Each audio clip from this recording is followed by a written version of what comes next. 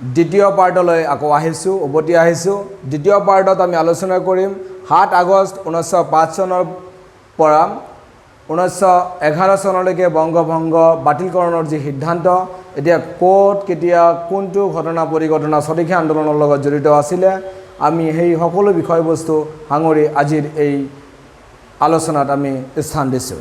আপোনালোকে চাই থাকিব যে 7 জুলাই 1905 চনত মহাৰাজা মনীন্দ্ৰ চন্দ্ৰ নন্দীৰ অধ্যক্ষতাত বংগভংগৰ বিৰুদ্ধে কলিকতাৰ কাছিম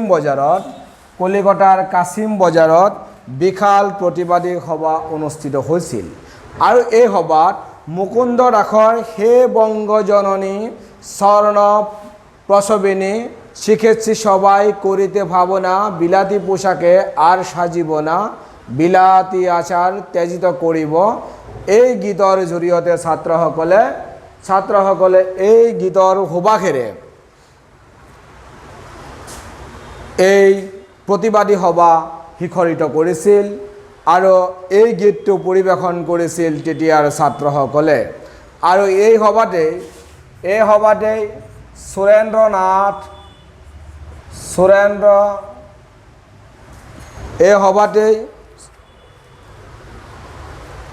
সুৰেন্দ্ৰনাথ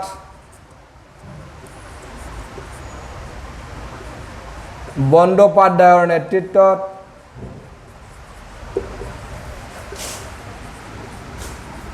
নেতৃত্বত ছাত্ৰ সংসদ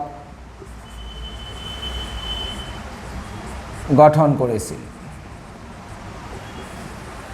যে 1905 7 আগষ্টত মহাৰাজা মনীন্দ্ৰ চন্দ্ৰ নন্দীৰ নেতৃত্বত বা অধ্যক্ষত বংগভংগৰ বিৰুদ্ধে কলিকতাৰ কাছিম বজাৰত এক বিশাল প্ৰতিবাদী সভা অনুষ্ঠিত হয়। সেই প্ৰতিবাদী সভাত মুকুন্দ দাসৰ হে বংগজননী স্বর্ণ প্রসবিনী শিখেছি সবাই করিতে ভাবনা, বিলাতি পোশাকে আর সাজিব না, বিলাতি আচার তেজিত করিব। এই গীতটি ছাত্ৰসকলে তেতিয়াৰ সেই প্ৰতিবাদী সভাত উপস্থিত ছাত্ৰসকলে এই গীতটো পৰিৱেশন কৰিছিল। আৰু সেই প্ৰতিবাদী সভাতে সুৰেন্দ্ৰনাথ বন্দ্যোপাধ্যায়ৰ নেতৃত্বত ছাত্ৰ সংসদ গঠন কৰিছিল।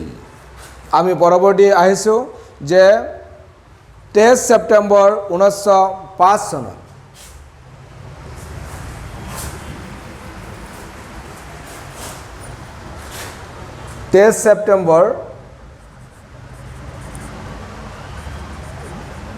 ছেপ্টেম্বৰ 1905 এয়াও স্বদেশী আন্দোলনৰ এক ঐতিহাসিক দিন। এয়া কলিকতাৰ ৰাজাবজাৰত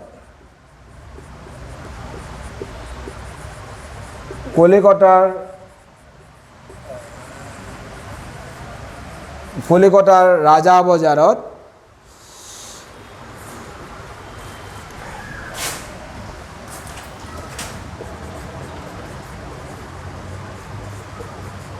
আব্দুল ৰসুলৰ নেতৃত্বত বংগভংগ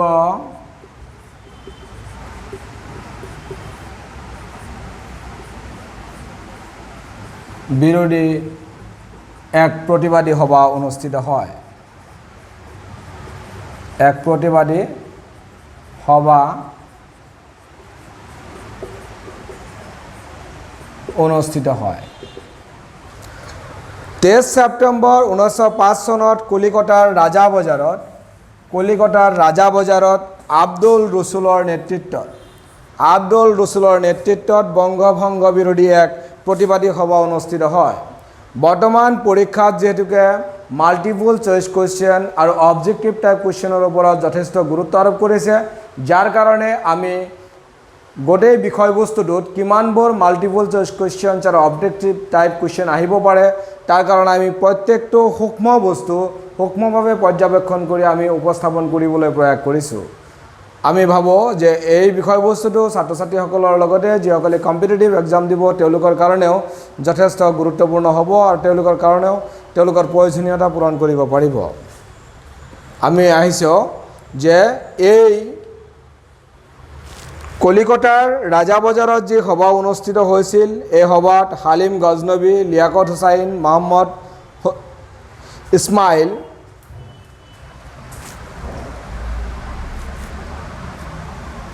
এই সভাত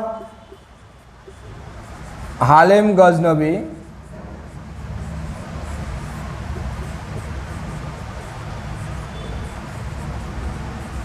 লিয়াকত হুছেইন,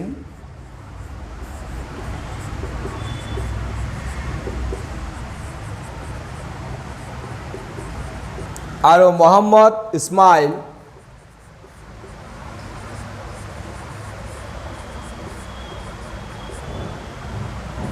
অংশগ্ৰহণ কৰিছিল।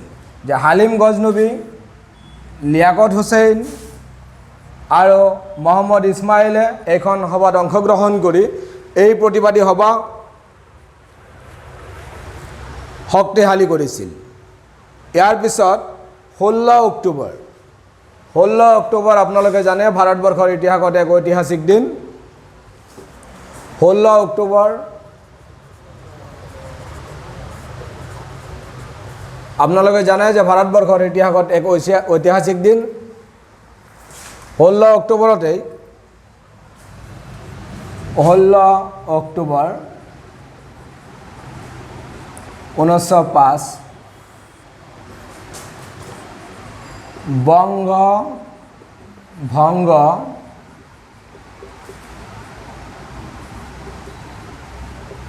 কাৰ্যকৰীকৰণ কৰা হয়। অৰ্থাৎ বংগ ভংগৰ যি কাৰ্যকৰীকৰণ সেয়া 1905 চনৰ 16 অক্টোবৰত 1905 চনৰ 16 অক্টোবৰত বংগ ভংগৰ কাৰ্যকৰীকৰণ কৰে, যাৰ কাৰণে ভাৰতীয় ইতিহাসত ই এক উল্লেখনীয় আৰু যথেষ্ট গুৰুত্বপূৰ্ণ দিন। আৰু এই দিনাখন বংগ ভংগৰ এই কাৰ্যকৰীকৰণৰ দিনাখন বংগবাসীয়ে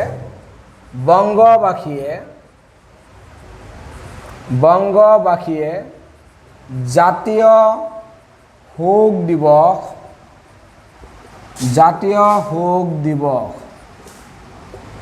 যে 1905 চনৰ 16 অক্টোবৰত বংগ ভংগ যে কাৰ্যকৰীকৰণ কৰা হয়, কাৰ্যকৰীকৰণ কৰাৰ পিছত বংগবাসীয়ে জাতীয় শোক দিৱস হিচাপে 16 অক্টোবৰৰ দিনাখন তেওঁলোকে জাতীয় শোক দিৱস হিচাপে পালন কৰিছিল। আৰু এই দিনাখন ৰমেন্দ্ৰ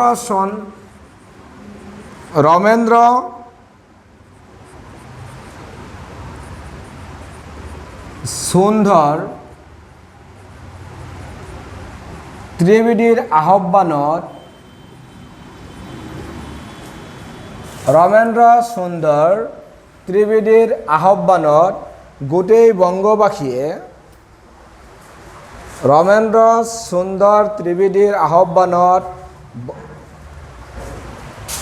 আহ্বানত যে প্ৰতিঘৰ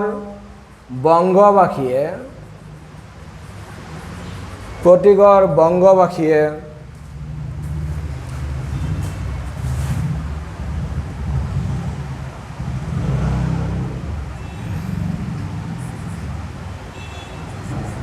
পাকঘৰ বন্ধ ৰাখি প্ৰতিবাদ কৰিছিল।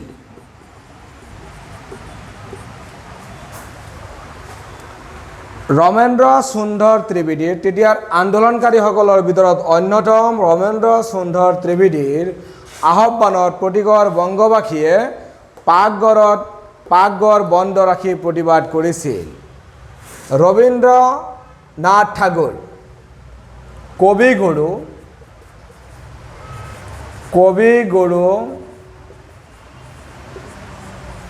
ৰবীন্দ্ৰনাথ ঠাকুৰৰ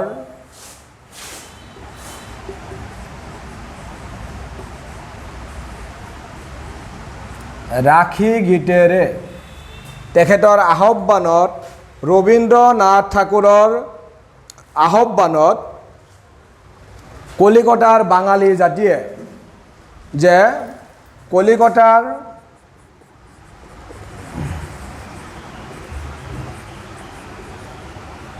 বাঙালী জাতিয়ে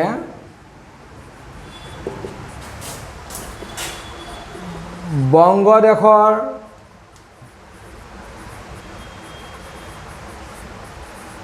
অখণ্ডতা ৰক্ষাৰ বাবে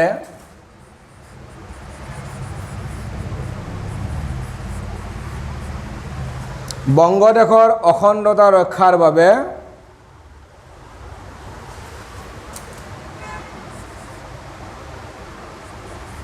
ৰবি ঠাকুৰৰ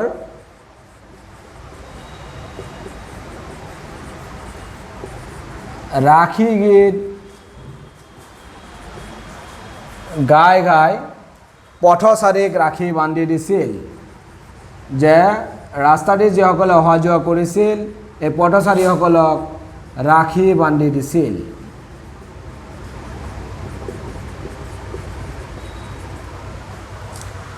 কবিগুৰু ৰবীন্দ্ৰনাথ ঠাকুৰৰ এই 16 অক্টোবৰতে এই ঐতিহাসিক দিন যিদিনাখন বংগভংগ কাৰ্যকৰীকৰণ কৰা হৈছিল এই দিনতে কবিগুৰু ৰবীন্দ্ৰনাথ ঠাকুৰৰ ৰাখী গীতেৰে পথচাৰীসকলক গীত গাই গাই ৰাখী গীত গাই গাই পথচাৰীসকলক ৰাখী বন্ধন বংগদেশৰ অখণ্ডতা ৰক্ষাৰ বাবে তেওঁলোকে ৰাখী বান্ধি দিছিল।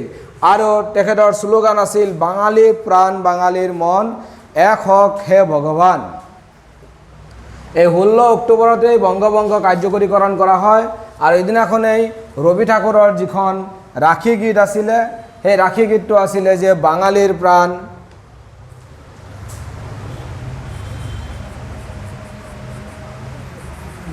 বাঙালীৰ প্ৰাণ বাঙালীৰ মন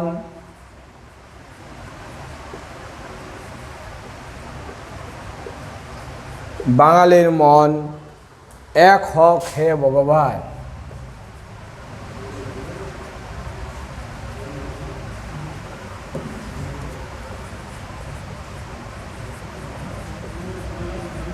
এক হওক হে ভগৱান।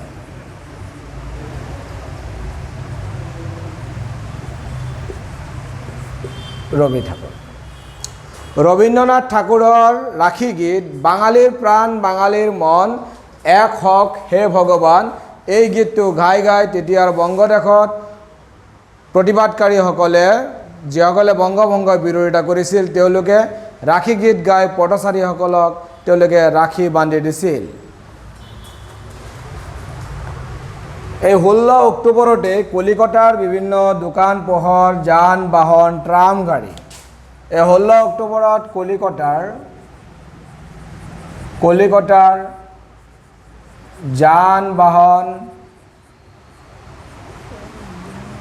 ট্ৰাম গাড়ী স্কুল কলেজ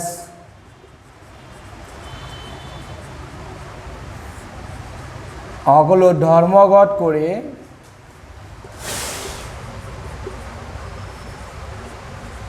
বন্ধ ৰাখিছিল যে 16 অক্টোবৰ 1905 চনত বংগভংগ যেতিয়া কাৰ্যকৰীকৰণ কৰা হৈছিলে তেতিয়া কলিকতাৰ বিভিন্ন যান বাহন ট্ৰাম গাড়ী স্কুল কলেজকে ধৰি সকলোবোৰ বস্তু বন্ধ কৰি দিয়া হৈছিল অৰ্থাৎ প্ৰতিবাদকাৰীসকলে বন্ধ ঘোষণা কৰিছিল আৰু স্তব্ধ হৈ পৰিছিল কলিকতাৰ জনজীৱন।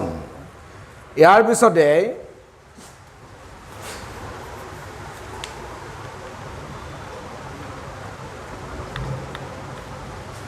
কাৰণ স্কুল কলেজ যান বাহন ট্ৰাম গাড়ী বন্ধ কৰি কলিকতাত হৰতাল বংগভংগৰ বিৰুদ্ধে হৰতাল অনুষ্ঠিত কৰা হৈছিল অৰ্থাৎ ব্যাপক প্ৰতিবাদ অনুষ্ঠিত কৰা হৈছিল যাৰ কাৰণে সকলোবোৰ বস্তু যান বাহন ট্ৰাম গাড়ী স্কুল কলেজ সকলো বন্ধ হৈ পৰিছিল। 16 অক্টোবৰতে একেখন দিনাই আনন্দমোহন বসুৰ নেতৃত্বত আনন্দমোহন বসুৱে ফেডাৰেল হলৰ আধাৰশিলা স্থাপন কৰি যে একেদিনাখনে আনন্দমোহন বসুৱে ফেডাৰেল হলৰ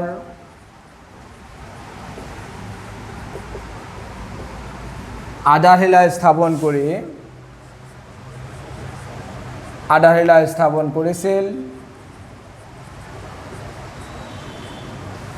16 অক্টোবৰ 1905 চনত বংগভংগৰ যেতিয়া কাৰ্যকৰীকৰণ কৰা হয় সেইদিনাখনেই আনন্দমোহন বসুৱে ফেডাৰেল হলৰ আধাৰশিলা স্থাপন কৰিছিল আৰু আধাৰশিলা স্থাপন কৰি এই বংগভংগ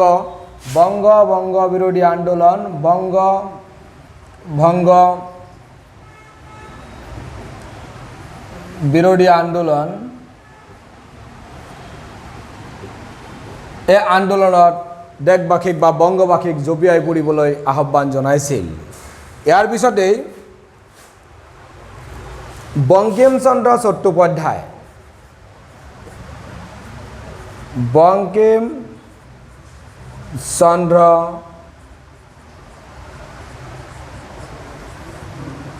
চট্টোপাধ্যায়ৰ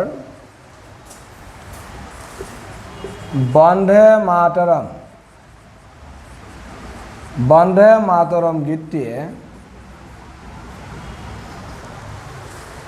গীতটি গাই বংগবাসীয়ে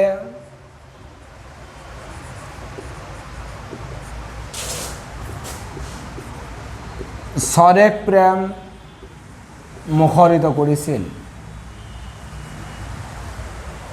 বংগবাসীয়ে স্বদেশ প্ৰেম মুখৰিত কৰিছিল। 16 অক্টোবৰ 1905 চনত যিদিনাখন বংগভংগ কাৰ্যকৰীকৰণ কৰা হয় একেখন দিনাই বংকিম চন্দ্ৰ চট্টোপাধ্যায়ৰ দ্বাৰা ৰচিত বন্দে মাতৰম এই গীতটোৰ জৰিয়তে গীতটো গাই বংগবাসীয়ে স্বদেশ প্ৰেম মুখৰিত কৰিছিল আৰু আন্দোলনৰ মানুহক জপিয়াই পৰিবলৈ আহ্বান জনাইছিল, আন্দোলনকাৰীসকলক জাগ্ৰত কৰিছিল আৰু বংগবাসীক এই আন্দোলনৰ বিৰুদ্ধাচৰণ কৰিবলৈ এই বংগভংগ বিৰুদ্ধাচৰণ কৰিবলৈ আহ্বান জনাইছিল। আৰু ইত্যাদি কৰি এই 1905 চনৰ পৰা 1911 চনলৈকে বিৰামবিহীনভাৱে সুৰেন্দ্ৰনাথ বন্দ্যোপাধ্যায় আপোনালোকে চাই আছে যে সুৰেন্দ্ৰনাথ বন্দ্যোপাধ্যায়, ৰবীন্দ্ৰনাথ ঠাকুৰ 1905 চনৰ পৰা 1911 চনলৈ বিৰামবিহীনভাৱে স্বদেশী আন্দোলন অৰ্থাৎ বংগভংগ বিৰোধী আন্দোলন হৈ আছিল। এই আন্দোলনৰ গুৰি দুটা আছিলে সুৰেন্দ্ৰনাথ বন্দ্যোপাধ্যায়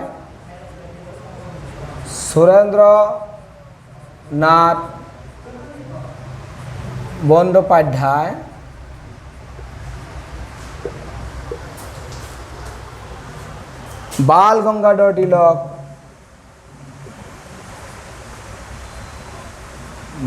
গংগাধৰ তিলক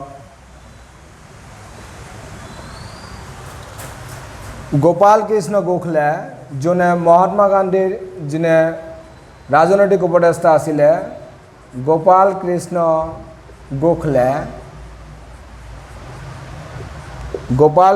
গোখলে আনন্দমোহন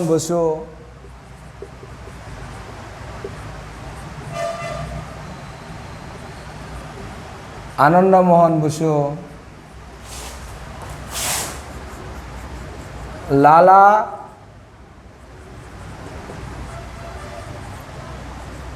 ৰাজপাত ৰায়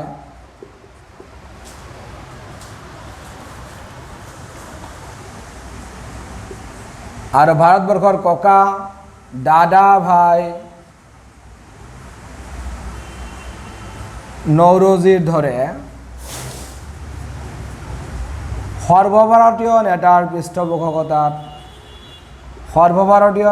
পৃষ্ঠপোষকতাত গোটেই এই স্বদেশী আন্দোলন বংগদেশত সীমাবদ্ধ হৈ থকা স্বদেশী আন্দোলন সুৰেন্দ্ৰনাথ বন্দ্যোপাধ্যায় বাল গংগাধৰ তিলক গোপাল কৃষ্ণ গোখলে আনন্দমোহন বসু লালা ৰাজপাত ৰায় আৰু দাদাভাই নৌৰোজীৰ দৰে সৰ্বভাৰতীয় নেতাৰ পৃষ্ঠপোষকতাত এই বংগভংগ বিৰোধী আন্দোলন তথা স্বদেশী আন্দোলন সৰ্বভাৰতীয় প্ৰেক্ষাপটত বিয়পি পৰিছিল। আৰু সুদীৰ্ঘ 7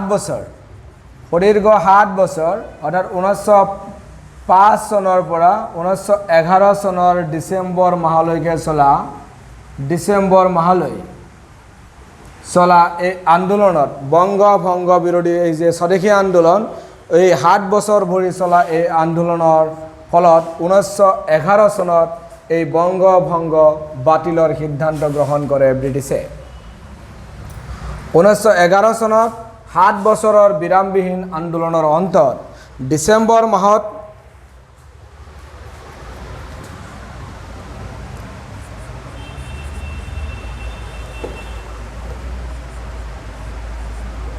লৰ্ড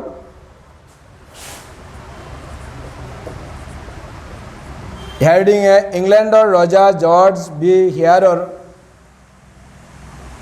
লৰ্ড হাৰ্ডিঙে ডিসেম্বৰ 1911 লৰ্ড হাৰ্ডিঙে ইংলেণ্ডৰ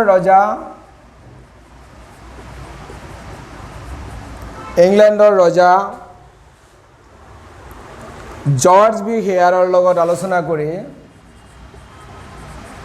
জৰ্জ বি হেয়াৰৰ লগত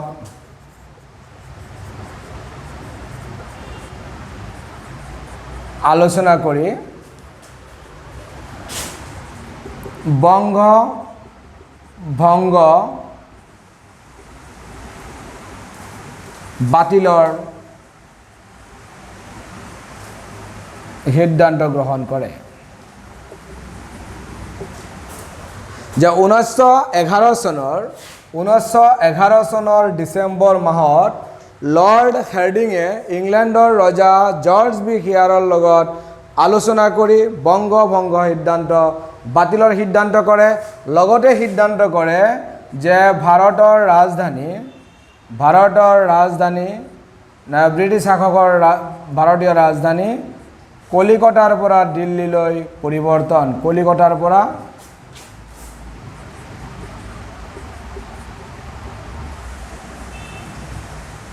দিল্লীলৈ